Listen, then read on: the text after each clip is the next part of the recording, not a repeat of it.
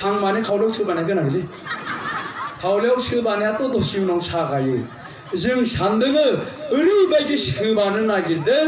जाय सोबानाया खमसे खम 5 बोसोर सागोन रायजोखौ उन्दुनोबो सुखुनाय नङा गोजाबो लोंनो सुखुनाय नङा गोजा लोंबाबो उन्दुलांनाय नङा बेबायदिसो सोबानो नागिरदों जों नंगौना दा बेखायनो एनडिपि फाइफोरखौ गले गले खावलायगोन साननानै नाय बिटिआर एकर्डनि दफाफोरखौ मावफुंनि ओंथियानो जाहैबाय बिटिसिआ थाबाय थागोन बिटिसिआ थाबाय थानायनि ओंथियानो जाहैबाय मा एनडिपिफोरखौ इलेक्सन जोबखांनायनि उनाव मा बुंगोन नोंसिनाथ' बिटिआरसोमोनलै भाइफोर बे बिटिसिआथ' जोंनिसो नोंसिनलाय मा नांगौ बेबायदि बुंजागोन ना बुंजाया एनडिपिआ बेबायदि बुंजागोन आरो बे 17 बोसोराव हाग्रामा महिलारिया गावनि एक्स बिएलटि केडारफोरखौनो संस्थापन होजोबनो हायाखै जायनि थाखाय बै एक्स बिएलटिफ्रानो हाग्रामाखौ गारनानै इउपिपिएलआवसो जगदान खालामगासिनो दङ नंगौना नङा अब्ला बिथाङा एनडिपिनि केडारखौ बोरै संस्थापन होगोन गबिन्द बसुमतारीनिख्रुइ हाग्रामा महिलारिया माबोरै फोथायसिनथाव मानसि जाहैखो साननानै नाय बै फिसा फिसा केडारफोरखौ बुंग्रोबाय आं नाम्बार 1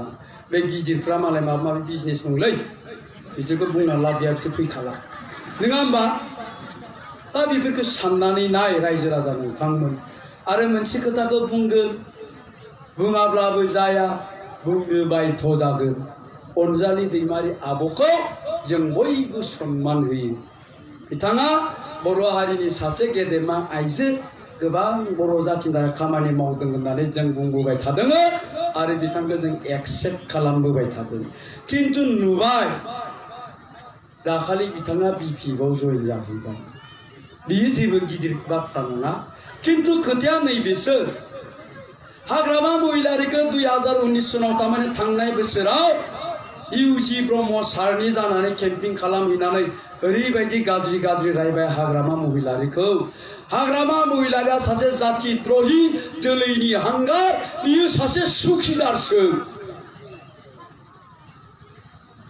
नरेन्द्र मदिजों दैथायहरनाय बियो सासे सुखिदारसो बेबायदि फिसा मानसिनि खोथाफोरखौ जों रायलायबाय थाया होननानै बुंदोंमोन किन्तु दिनै बियो बिपिएफआव थांगारलायबाय दा बेखायनो हाग्रामा महिलारिया जुदि सुखिदारब्ला अनजालि दैमारि आब'आ दिनैनि दिनाव सासे एनफिलिट सुखिदारनि आन्दाराव सुखिदारि खालामनो थांदों